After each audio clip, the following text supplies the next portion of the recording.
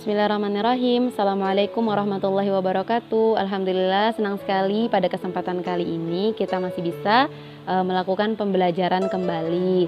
Ibu harap semuanya tetap dalam keadaan sehat, semuanya tetap dalam keadaan baik-baik saja dimanapun kalian berada. Nah, sebelum kita memulai kegiatan pembelajaran, tak lupa Ibu ingatkan bahwa meskipun kita mengikuti pembelajaran secara online, sebisa mungkin adab-adab di dalam menuntut ilmu, di dalam belajar itu tetap harus dijaga. Misalnya dengan tidak mengikuti pembelajaran sambil makan, tidak sambil tidur, tidak sambil cerita, atau sekedar diputar saja lalu kemudian tidak dicatat. Baik adik-adik, sebelum kita masuk kepada materi yang akan kita bahas bersama pada hari ini, mari kita awali dengan bersama-sama membaca basmalah. Bismillahirrahmanirrahim.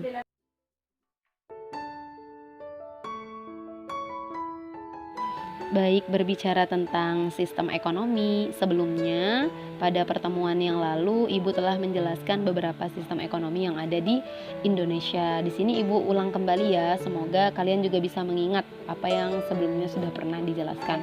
Ya, jadi sistem ekonomi yang pertama itu ada sistem ekonomi tradisional. Ada yang masih ingat apa itu sistem ekonomi tradisional? Kemarin juga sudah kita ujiankan ya pada soal yang terdapat pada ujian tengah semester, di mana sistem ekonomi tradisional adalah sistem ekonomi yang tata caranya, kemudian aturan-aturannya itu masih dilakukan dengan cara-cara yang sangat sederhana. Nah, biasanya ini dilakukan oleh suku-suku yang masih primitif.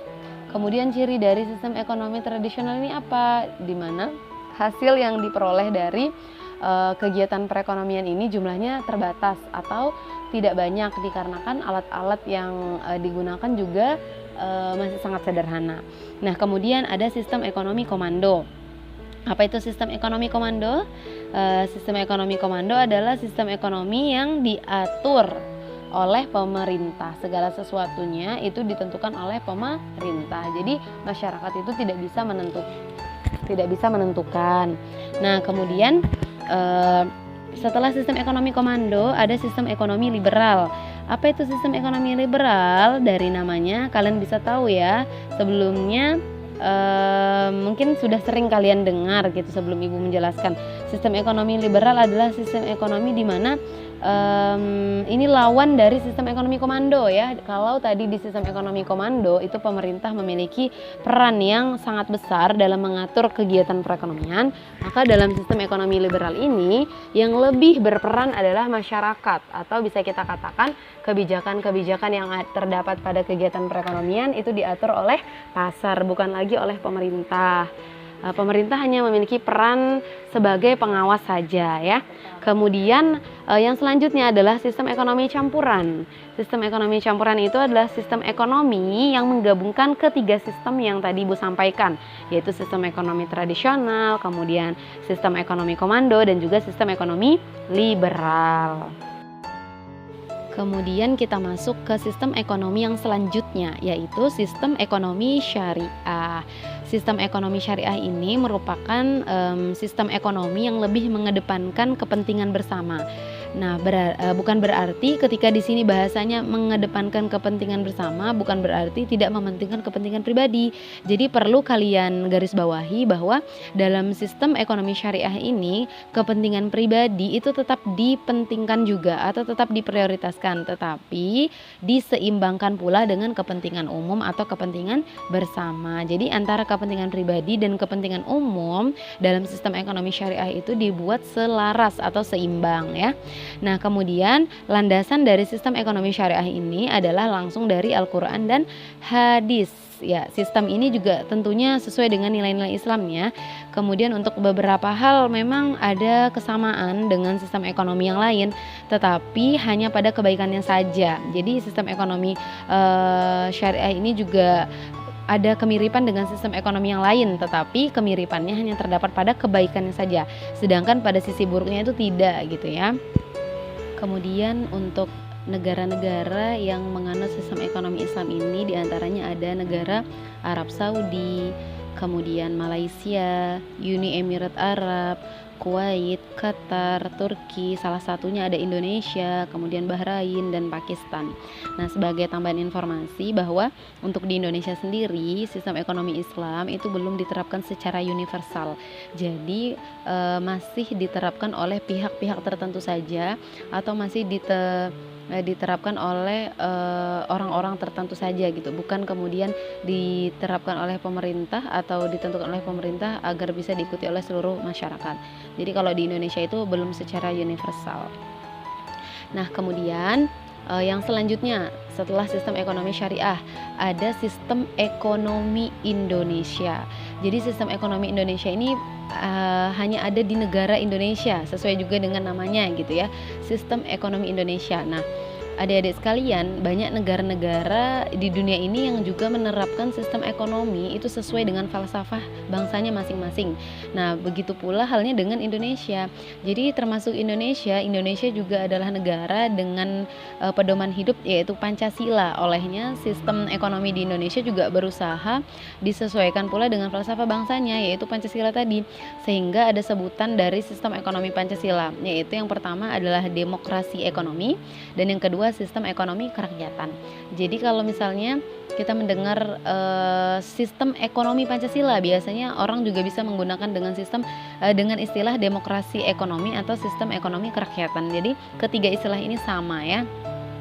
Pertanyaannya ya, apa itu sistem ekonomi Pancasila atau apa itu demokrasi ekonomi, apa itu ekonomi kerakyatan ya. Jadi di sini Ibu jelaskan, silahkan kalian simak ya, kemudian dicatat.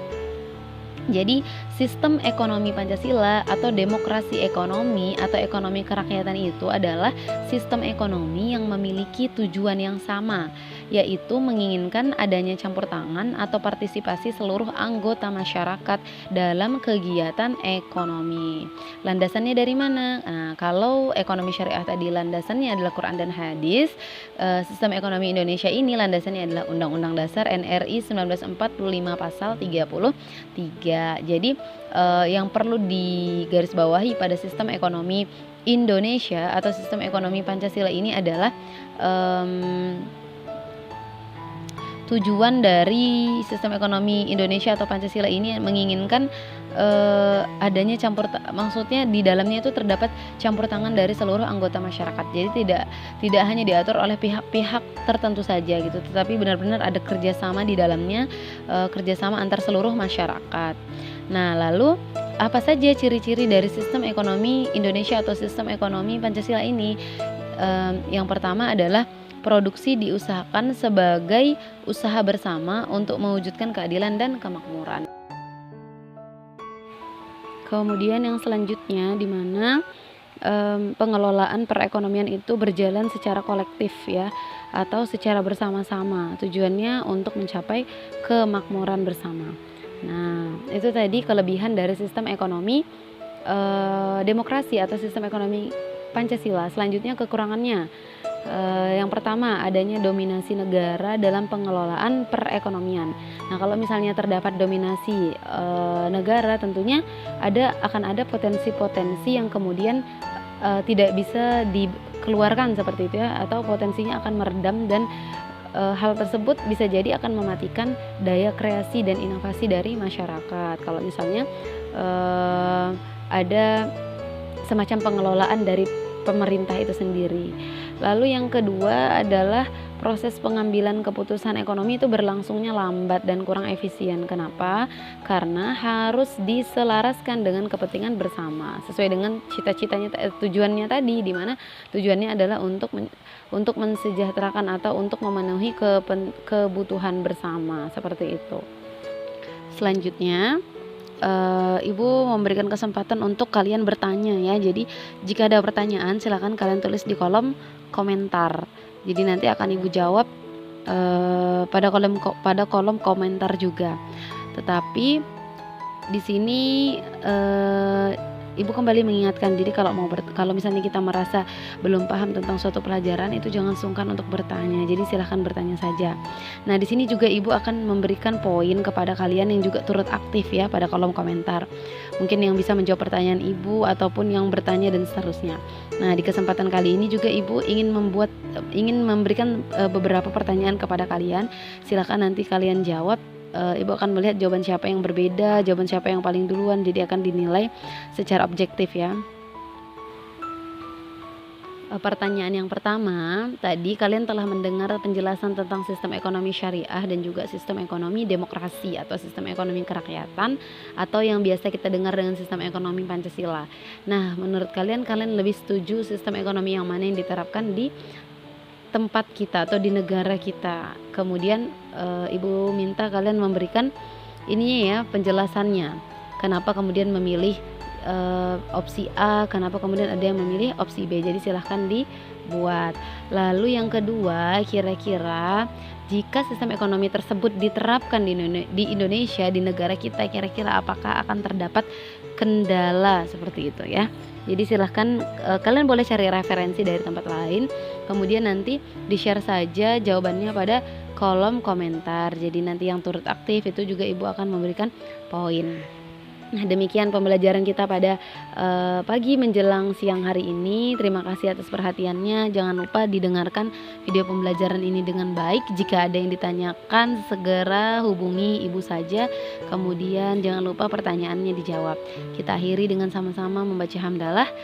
Alhamdulillahirabbil alamin. Ya, terima kasih atas perhatiannya. Wassalamualaikum warahmatullahi wabarakatuh.